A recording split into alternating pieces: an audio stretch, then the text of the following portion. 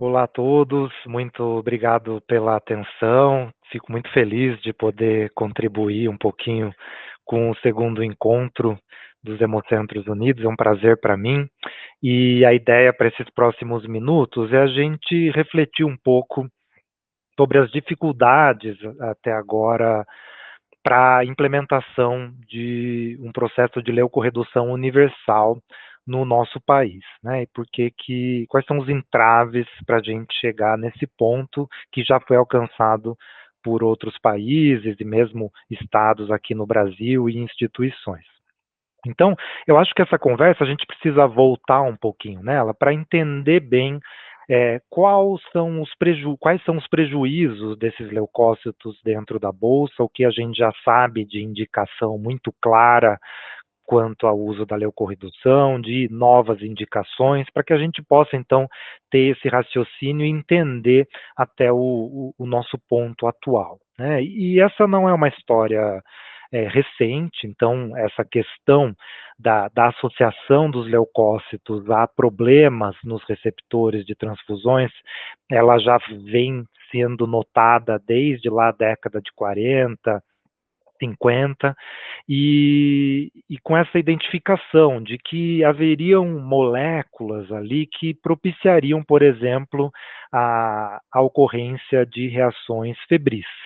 Com o tempo, a evolução desse conhecimento mostrou que, de fato, durante o armazenamento da bolsa, a gente via progressivamente um acúmulo de interleucinas, citocinas inflamatórias, e a possibilidade, então, nas décadas seguintes, do desenvolvimento de alguns filtros que já tinham alguma capacidade para eliminar uma boa parte dos leucócitos desses produtos, e que foi evoluindo até as tecnologias que a gente tem hoje. Com essa demonstração, já desde essa época, do poder da leucorredução em diminuir a chance da ocorrência de reações febris, por exemplo. Mas o que a gente sabe hoje, né? Que numa bolsa de sangue total, de fato, vem bastante leucócito, eles acabam, depois do fracionamento, ficando principalmente nos concentrados de hemácia, um bom tanto ainda nos concentrados de plaqueta, e isso vai variar de acordo com o método de fracionamento empregado, e um pouquinho também nas bolsas de plasma. E o que a gente sabe que os leucócitos podem causar nesses receptores? Reações febris, transmissão de vírus que vivem dentro dos leucócitos, como por exemplo o citomegalovírus, o desenvolvimento de respostas imunes que vão levar tanto à imunização eritrocitária quanto à refratariedade plaquetária e os problemas que vêm junto com essas duas complicações, e também reações alérgicas, doença do enxerto contra-hospedeiro e trale, e eu marquei aqui em negrito essas primeiras quatro que a gente tem evidência suficiente de que diminuem as suas ocorrências quando utilizado o processo de desleucotização. Então, em resumo, por que a gente pensaria em desleucocitar hoje, né? Quais são as indicações já bem definidas?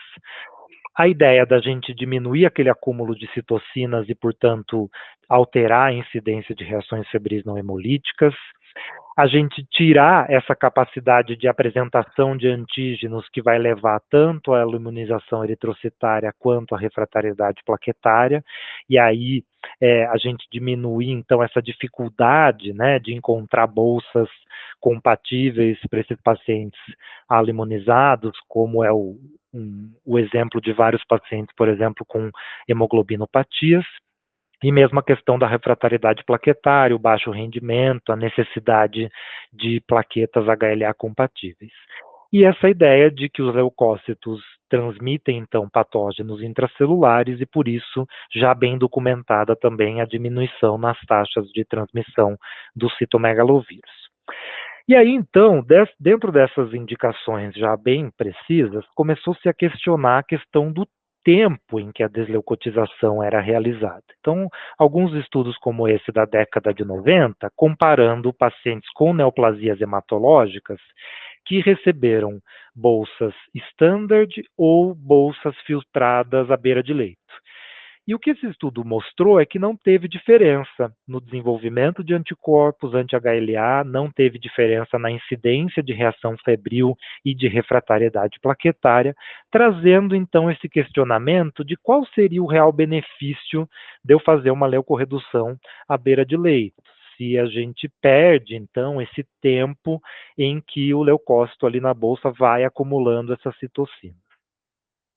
E a evolução disso e os dados, né, de serviços que começaram essa implementação da leucorredução pré-estocagem mostram, de fato, diminuições expressivas nas quantidades dessas citocinas acumuladas, que vão refletir em menores chances de reação febril não hemolítica. E aqui a gente está comparando leucorredução com leucorredução, né? Mas aquela ocorrida pré-estocagem ou pós-estocagem, mostrando esse impacto realmente da leucorredução pré-estocagem. E um próximo passo disso, então, foi se pensar por que não, então, fazer de toda a produção, né? Nesse sentido de que esses dados de acompanhamento já mostram também isso. Então, aqui a gente vê, para esse serviço, 3 períodos, né? Quando eles faziam leucorredução de até, no máximo, 25% da produção, depois um período de transição até a leucorredução universal, e fica muito claro, né, essa diminuição proporcional nos índices de reação febril não hemolítica, mostrando esse fator causal, de fato, né? Os exemplos do Canadá, por exemplo, que já tem alguns anos a leucorredução universal, vejam que há uma diminuição expressiva, né, da ocorrência de aluminização plaquetária e refratariedade plaquetária quando comparados esses dois períodos, que vai ter reflexos muito interessantes, como, por exemplo, menos transfusões de plaqueta, já que menos pacientes refratários vão precisar de menos doses para ter esse controle da hemostasia. E, principalmente, uma diminuição expressiva na necessidade de transfusão de plaquetas HLA compatíveis, que são um recurso raro, difícil de conseguir e caros, e que tem uma logística que nem sempre é muito rápida para aquele paciente que está ali sangrando ou em risco iminente de sangramento. Então, em resumo, a gente sabe que a leucorredução pré-estocagem diminui a chance de reação febril não hemolítica, e se a gente faz isso de forma universal, esses estudos de acompanhamento desses países mostram, então, a redução não só da reação febril não hemolítica, mas também de refratariedade plaquetária e citomegalovírus. Mas as evidências continuam surgindo e a pergunta é: será que tem mais coisa ainda envolvida nesses benefícios da leucorredução que a gente ainda vai observar? E um ponto importante disso é a questão que tem cada vez surgido mais em relação às lesões de armazenamento durante o período de estocagem, né? Então, a gente sabe que as hemácias vão tendo alterações estruturais, alterações oxidativas, que vão acabar em hemólise, liberação de hemoglobina livre, radicais livres, potássio. Então, vários componentes que podem, de certa forma, serem prejudiciais aos pacientes, ou pelo menos àqueles mais vulneráveis. E a gente está falando de lesão de armazenamento da hemácia, mas o que os leucócitos têm a ver com essa lesão das hemácias? A gente já tem evidência disso também. Esse estudo, por exemplo, comparou 4 situações, né? 2 delas em que foram coletadas bolsas CPDA, tanto numa coleta interna quanto externa, bolsas coletadas em sistema triplo, com SAG, e bolsas quádruplas com o filtro de leucorredução inline. E aí foram fazendo essas avaliações desde o dia 0 até 28 de armazenamento, e vejam aqui na barra em roxo como é menor o acúmulo de hemoglobina livre, a ocorrência de hemólise e o acúmulo de potássio quando acontece a leucorredução já no início do processo do fracionamento. E esse outro estudo também, né, aqui na linha tracejada verde, a gente vê menos acúmulo de lactato, menos hemólise e mais disponibilidade de 16-PD, que é uma enzima muito importante para a hemácia manter a sua viabilidade e o seu controle de oxidação. E esses estudos foram então evoluindo e agora até com microscopia eletrônica a gente consegue ver a diferença gritante, né, do porte e da disposição das hemácias quando elas não são submetidas, né, quando essas bolsas não são submetidas ao processo de leucorredução desde lá o início. Isso se reflete, né, como a gente já comentou, bioquimicamente em mais estresse oxidativo e um elemento novo que tem aparecido aí é uma maior geração de microvesículas, né? Então, esses leucócitos que ficam na bolsa, eles fazem realmente muita coisa, né? Então eles levam à hemólise, produção aumentada dessas microvesículas, envelhecem as hemácias mais cedo e oxidam muito aquele ambiente que acaba ficando mais inflamatório, e isso progressivamente ao longo do armazenamento. E eu queria chamar uma atenção para essa questão das microvesículas, porque essas microvesículas, antes a gente entendia que elas eram meio que um mecanismo de lixeira da célula. A célula empacotava nessas microvesículas componentes ali de membrana, de, de citoplasma que não era mais interessante para poder descartar isso para o ambiente extracelular. Mas o fato é que nessas últimas décadas tem ficado claro que esse é um processo ativo da célula para empacotar coisas que ela quer transportar para outras células para finalizar produção de proteína, mudar a expressão gênica ou qualquer coisa nesse sentido.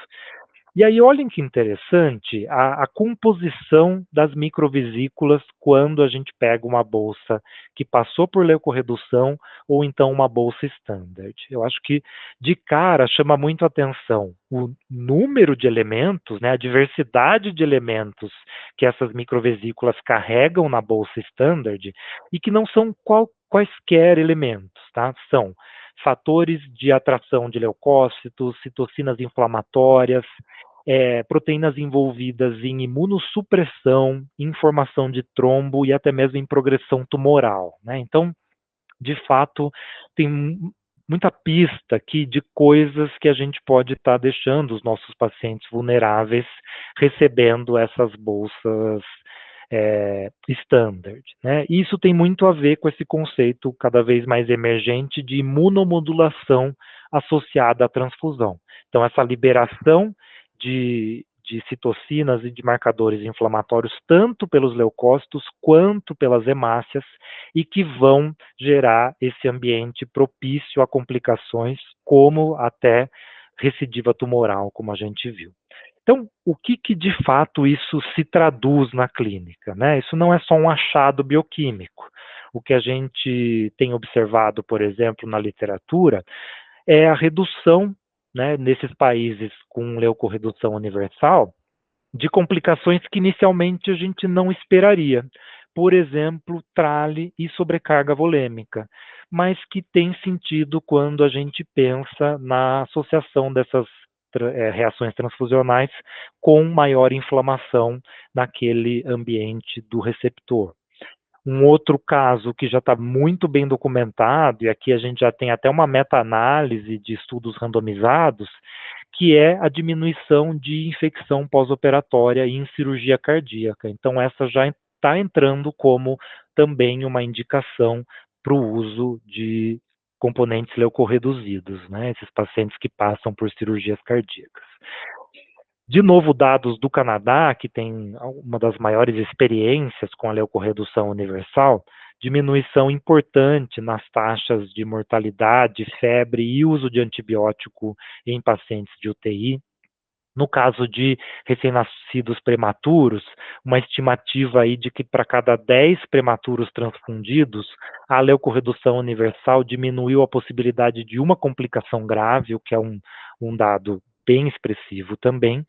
E aqui, como eu comentei para vocês, já há alguns indícios clínicos também dessa questão da recidiva tumoral, né? Esse estudo aqui, pacientes transplantados por carcinoma hepatocelular, e a gente vê que depois de uma transição do serviço para o uso de leucorredução pré-estocagem, houve uma grande diminuição nas taxas de recorrência desses tumores, que inclusive impactaram em aumento de sobrevida desses pacientes. Então, por que a gente deveria considerar o uso da leucorredução universal? Então, primeiro isso, né? Essas indicações cada vez mais aparecendo novas e já bem documentadas com ensaios clínicos randomizados, como, por exemplo, essa questão da cirurgia cardíaca.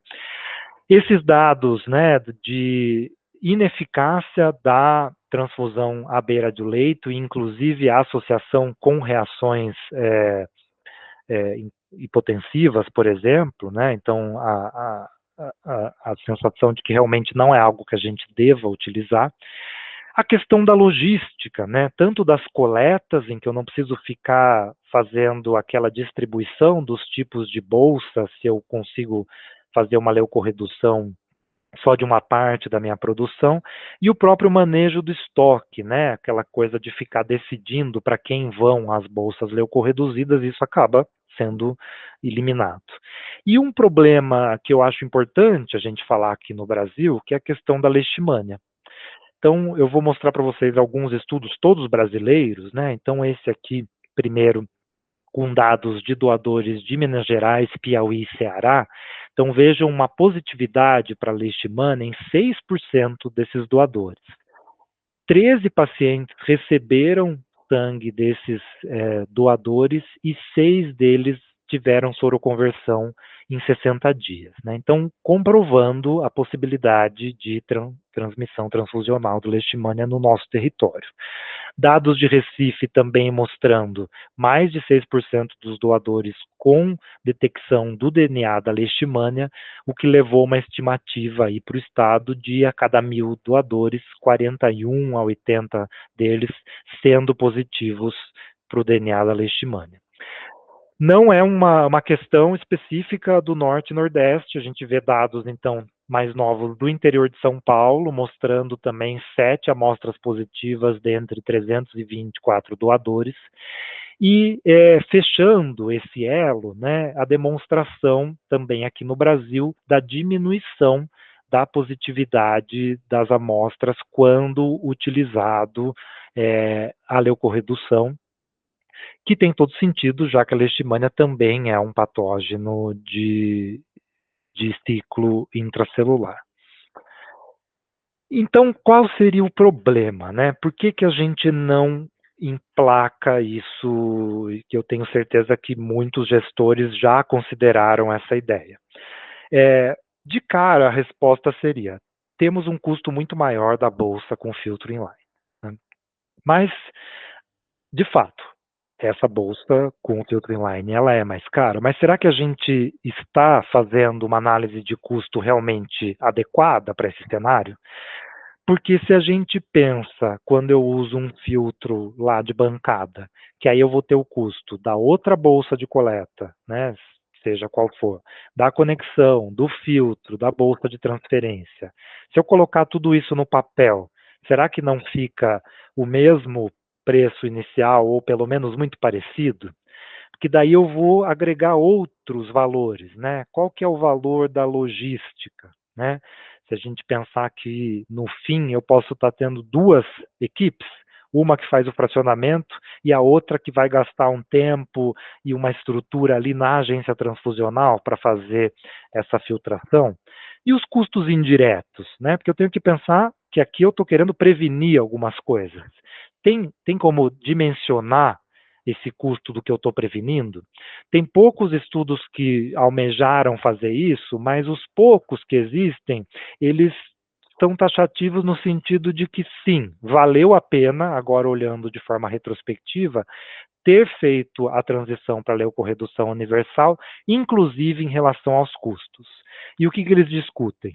Vários desses serviços tiveram menos transfusão de plaquetas, por conta da diminuição da refratariedade, menos custos com as reações febris não transfusionais, não hemolíticas. Por quê?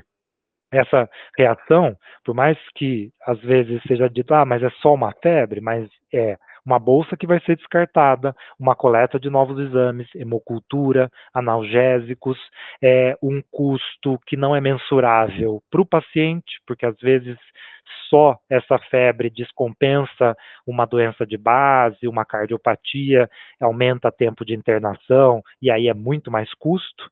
Então, esses custos de complicações, inclusive infecciosas, como no caso avaliado da cirurgia cardíaca, antibiótico de amplo espectro, mais dias de leito, descompensações de outras comorbidades por conta dessa infecção.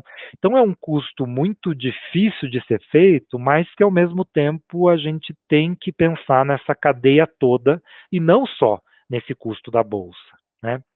E aí, pensar em como a gente conseguir passar para frente essa ideia, mesmo que o custo não seja muito pormenorizado, né? Que a gente consiga, de fato, ter uma planilha de custo tão nesses detalhes. Mas a ideia é que a gente precisaria, nesse sentido, pensar no modelo em que a gente está usando os recursos. Porque eu sei do meu caso aqui e de muitos outros serviços em que tem essa dicotomia, né? As bolsas são produzidas no Hemocentro e distribuídas para os hospitais. Então, o Hemocentro fica aqui com a tarefa de comprar essas bolsas, esses insumos lá para o fracionamento, digamos, uma bolsa que depois vai virar uma hemácia standard, e o custo do filtro fica, então, em alguns desses modelos, para o hospital, para a agência transfusional desse hospital secundário. Será que se a gente. E aí também fica essa impressão de que o dinheiro para um vem de uma instância e o dinheiro para outro vem da outra instância. Mas se a gente faz o rastreamento da onde vem o dinheiro, ele vem do mesmo lugar. Ele só está passando por processos diferentes e que vão acabar aumentando o custo final do processo. Isso é um pouco mais gritante se a gente pensa, por exemplo, até no estado de São Paulo, em que são vários hemocentros coordenadores, cada um fazendo as suas aquisições separadas e atendendo a vários hospitais que também fazem essas aquisições do filtro acessório separados. Então, será que a gente se juntasse tudo isso, o quantitativo, inclusive, não ia diminuir o processo final dessas licitações, dessas compras? E se a gente pensasse num nível nacional, o quanto que esse poder de compra ainda poderia facilitar, né, a compra, a logística e tudo mais. Então, eu acho que é algo que a gente precisa pensar em instâncias cada vez maiores, porque o benefício está muito bem documentado, a questão do custo tem cada vez mais evidência de que os custos se pagam, mas a gente ainda tem modelos, né, de processar esses gastos que são ineficientes para a gente poder tomar essas decisões. Então, em resumo, o que eu queria trazer de reflexão hoje é a gente ficar atento dessas indicações cada vez mais crescentes da leucorredução, que o fato da gente fazer de forma universal pré-estocagem melhora a qualidade do produto, melhora a logística, e alguns serviços internacionais têm mostrado, ao contrário do que a gente pensa, uma diminuição nos custos totais finais, e então traz para a gente essa reflexão da gente pensar em rever, né, o processo de contagem desses custos e o modelo de aquisição, de como gastar esses recursos de uma forma melhor elaborada, né? Então, agradeço novamente a atenção de vocês, deixo meu contato para qualquer questionamento ou discussão. Obrigado.